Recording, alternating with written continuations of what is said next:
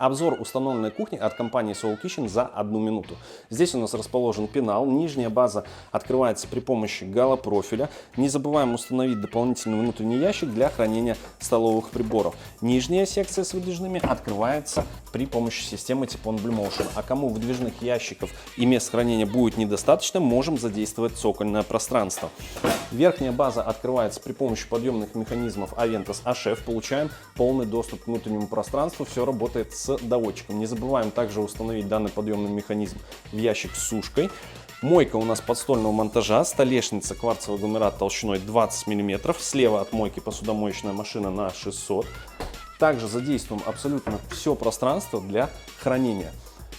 Пенал с встроенным СВЧ и духовым шкафом. Внизу расположена морозильная камера. И заканчиваем нашу кухню отдельно стоящим холодильником, расположенным в нише.